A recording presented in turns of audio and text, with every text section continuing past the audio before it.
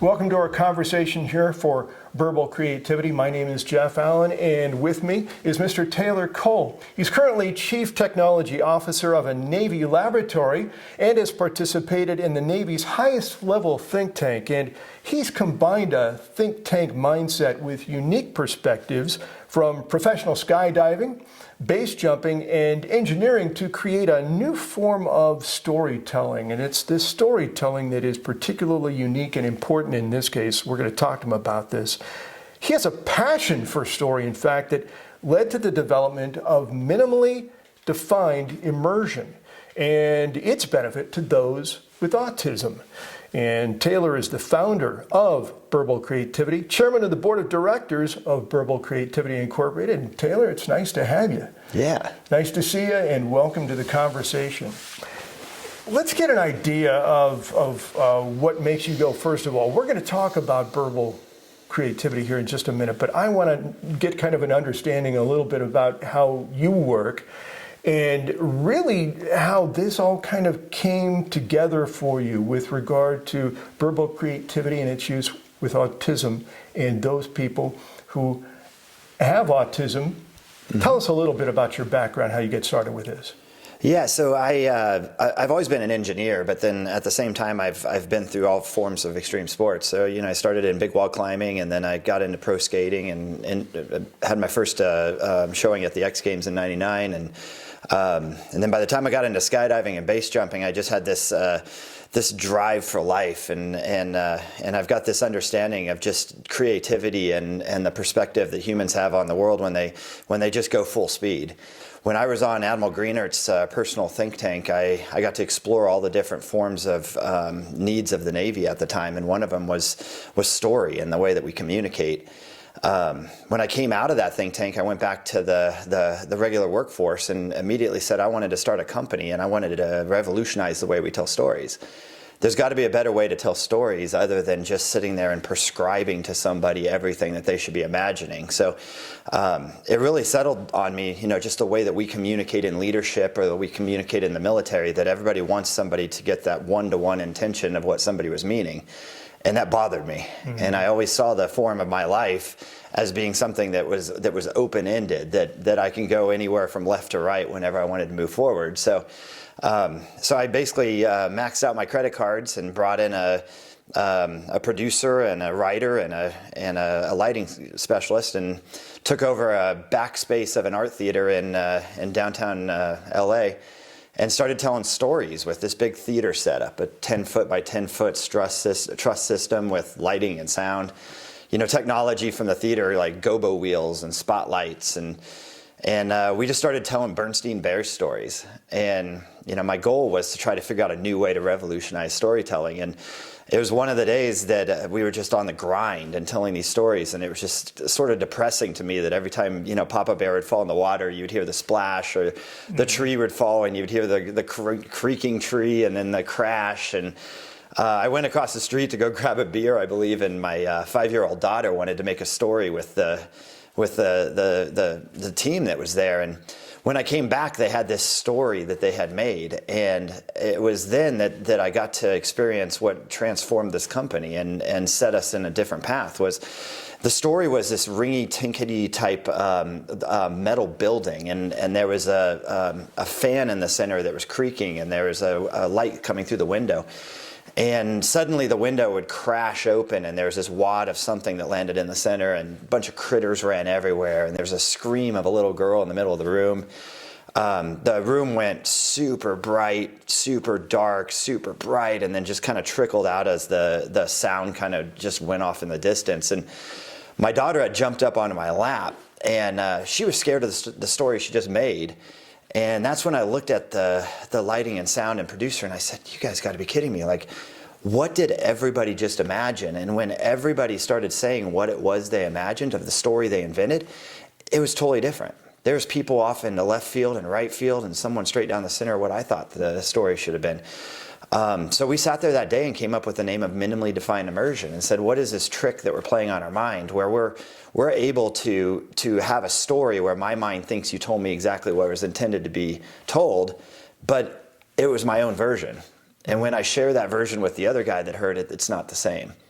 And that was the start of the revolution in storytelling that was Burble. And we went down that path way before we got into autism. That's fascinating. So then, what is the connection with autism then? At what point was this kind of move toward using this technology or this idea and applying it to those with autism? Yeah, it was just another odd day of just working in the lab, and I was incubated by Borns Incorporated in Riverside, California, and there was a church group that would always participate in church activities outside of our lab. And I was just stressed with what I was trying to do at the time, so I just went outside and I noticed there was about 10 kids that were just sitting there and didn't have anything to do because the parents were struggling with the comm system and something else. So I knew one of the parents, Beth, and I said, "Hey, Beth, if you don't mind, I could take the kids and tell them some stories because I got an hour and a half of stories." So I brought these 10 kids into the lab, and we had this big apparatus that we used to have at the art place, and so I was telling stories just to these kids, and an hour went by, 45 minutes, an hour, and all of a sudden all these parents came into the room, and they had this just look of like awe. And Beth told me to basically released all the kids back out to the outside area, and she looked at me and she's like, "Taylor, what was that?" And I told her, I said, "Hey, I'm looking at this new version of storytelling I'm calling minimally defined immersion, and it's interesting, right?" And she's like, "Yeah." She goes, "Most of those kids had autism, and most of those kids wouldn't stand still for 5 minutes, 10 minutes." So the fact that they were there that whole time. So it was about a week later that Beth ended up getting us in with the California Autism Board. And I was presenting to the California Autism Board, which is a hugely political arm of autism in California. And I got an hour talking to them about what the potential effects of something like this is, because if we can somehow communicate to somebody without telling them this is what I'm trying to tell you to think, yeah, and you leave it open to their own brain and their own creativity within their brain, they may accept your version of the story and do it in a way to where they feel like it's theirs. And I think there's something powerful in that. It's absolutely fascinating. So we've gone from the laboratory now to a full-scale product. It's available, and in fact, a line of products now. And I'd like to kind of talk a little bit about that and how they work. So we've gone from the laboratory, and now this is something that people can actually buy, and they can have it for their kids at home. Tell us a little bit about it, how it works. Yeah, and that's kind of the fascinating part of having an idea that's so early in its development, was because we were trying to track with what the technology was at the time. So when we realized we were going to go to this theater type environment in the kids' bedroom to where we could tell these stories, it started off that we couldn't get to any price point where we're near today. So we would have to have a lighting guy hiding in the closet at the library when we would do our demos there, where the tent had all the lights and sounds that worked in minimally defined immersion, but you had this lighting guy using a rented DMX controller that would cost us $300 a week to borrow. We moved from that into Raspberry Pi, and then at that point we generated probably 15 or 20 different tents that we would send out to the kids that had autism that were living at home with their families. And that beta test went extremely well, but again, we couldn't get the price point of that tent to anything that was salvageable in terms of who was going to be able to buy this, because even though compute was in the tent, it was still past the price point that we needed. At that point, we started stepping into bigger type setups, to where we had a big setup that we had at the Borns Youth Innovation Center.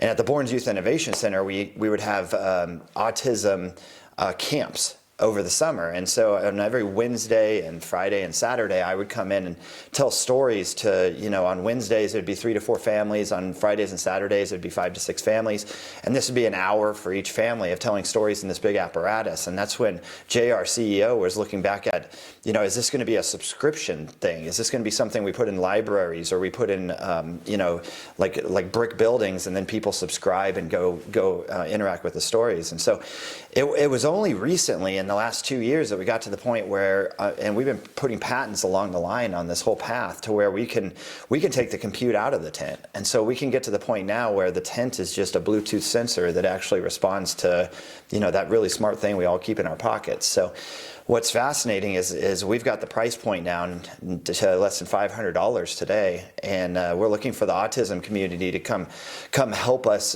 grow this push towards a technology that's been focused on autism since the start, so that we can bring together the neurodivergent way of thinking and bring that form of storytelling to somebody in a way that they can afford it. Now, we know that people are going to have an opportunity to see this on the website, but in case for whatever reason they happen to be looking at this and listening to us chat a little bit about it, how does this work exactly? So you've got a tent that looks kind of like a pup tent, yep, for the most part. Is there like a projector? You've talked about a computer inside, but tell us a little bit about the apparatus itself. Yeah, so right now the prototype that we've got that's nearest what we're gonna sell is a tent that goes over the headboard of the bed, basically tucks under the bed. It's got LEDs that are inside. It's got 4.0 sound, and then what it's doing is it's waiting for you on a phone to say what you want it to do, and then it will then react to that story in a minimally defined immersive way. Because we've stepped into the world of artificial intelligence and that phone has that built into it, this tent will be able to represent any environment we want. We are introducing a tent that is infinitely addressable in the form of storytelling in the way that it can communicate in a minimally defined immersive way. That's going to make this company be on the very cutting edge of something that I think is going to be very big, and we just don't know where it's going yet. You think about most products, they come out and we know what this first product's going to be, but we don't know what the second or third version of it's going to be. But what we've got now is very exciting. You mentioned storytelling and you mentioned interfacing with your phone. So, I mean, is this something that can tell a fixed number of stories that are pre-programmed, or is this something that you can actually, there's limitless capability. It's limitless, and Burble's going to be in the version of the minimally defined immersion parts of this, and we've got our partner in Future House, and we're going to develop those stories, but this thing will be open-ended to anybody's imagination, anybody's creativity. So when we can get this kind of product out there, it becomes infinite in terms of what it can do to help someone in any way, shape, or form, from anything from relaxing to being calm to trying to get certain messaging to just being a safe space where kids can go and be creative. So at some point, do you envision the opportunity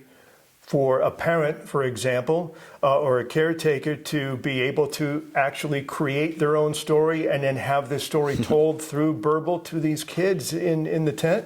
Yeah, we've prototyped all of this, and what we found out is there's just so much opportunity. So right? We've had it to where the kids were telling stories. We've had it to where the tent was sitting in very specialized environments where it was like spinning, hanging from the ceiling for kids with autism that needed to spin to hear stories. We've been down so many different prototypes to where we know exactly where this capability needs to sit in order to be the right thing to a family that's in need. I think the biggest thing that we've got to understand is, like, I come from this world where I've got audio processing disorder. So when it came to designing this type of company, it was in some ways the needs that I had as a human that I was trying to solve. And for me, it was just so obvious that this was one way to do it, and that's only one neurodivergent way of thinking.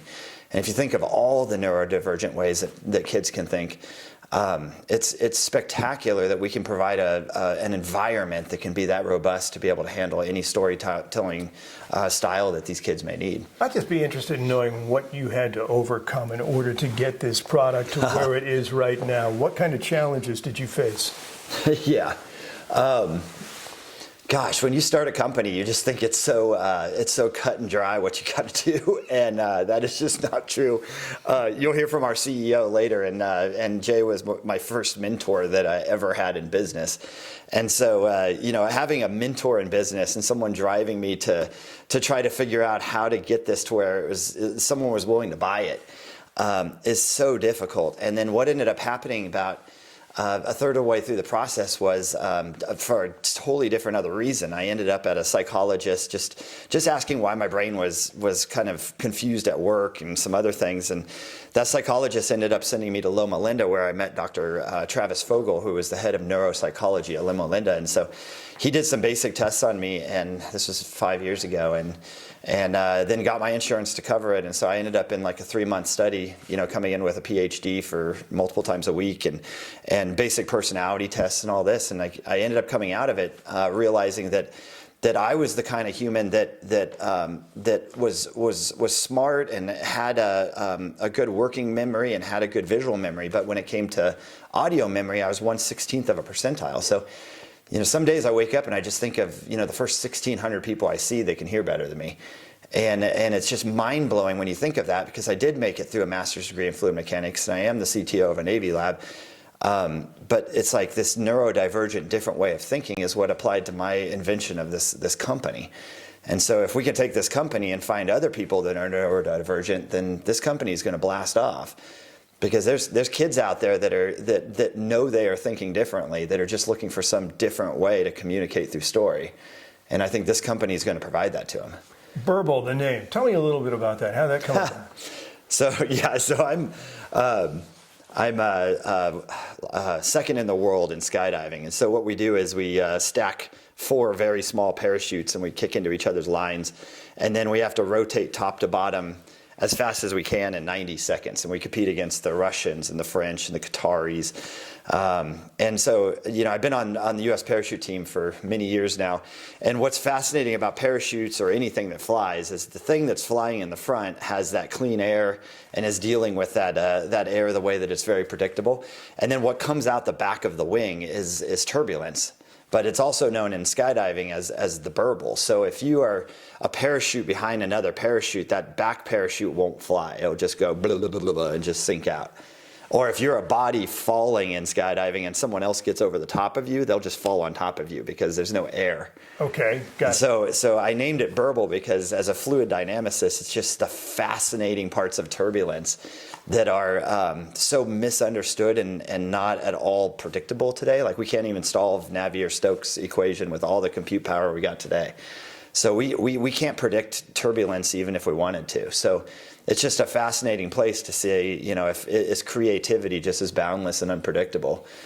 And I think so. Well, plus Burble's fun to say. And Burble's fun to say. And you're second in the world. You got to work on that, man. You got to really skydiving, second in the world in skydiving. You got a ways to go, don't you? I think Jay will know. Like for me, it's balance for me. So it's like I have to jump off stuff. I have to fall out of airplanes, and then that just allows my brain to go in the right places in other ways. You don't have to apologize, man. Obviously, it served you well. What other areas do you see this maybe going into? Do you think? I think right now we're just very focused on calming and trying to get this in an environment where a kid can have a safe space to go for storytelling, and then a place to go when it's time for bed, so that we can get kids with autism and any neurodivergent kid that's out there more calm so they can sleep better. It is unbelievable where this could go.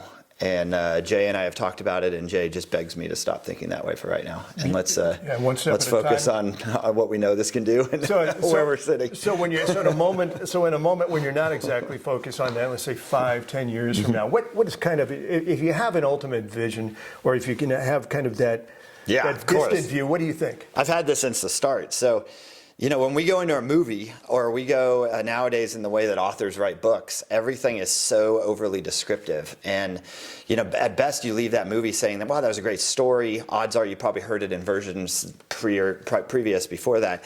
But what's crazy is that one-to-one depiction of what that author or that director wanted you to get. And so what I think is happening is we have a decrease in creativity over time because these stories are regurgitating, and they're not leaving that creativity of the user to fill in the blanks. And so it goes back to my father just recently passed, and when I was kids, and me and my sister, we would listen to AM radio all the time. Like every car ride, it'd be, my dad would put in a tape from like 1960s AM radio. And if you look back at that form of storytelling and you go farther back to Shakespeare, it was very open-ended in the way that you were to interpret these stories. Mm-hmm. And that open-ended interpretation was the way that I imagine campfire stories were. And that's what this company is trying to bring back. Because I think as we go down the path of virtual reality, augmented reality, partial reality, it's going to get to the point where you're feeling so creative, but you're doing nothing but regurgitating the creativity of the person that just put it in front of you.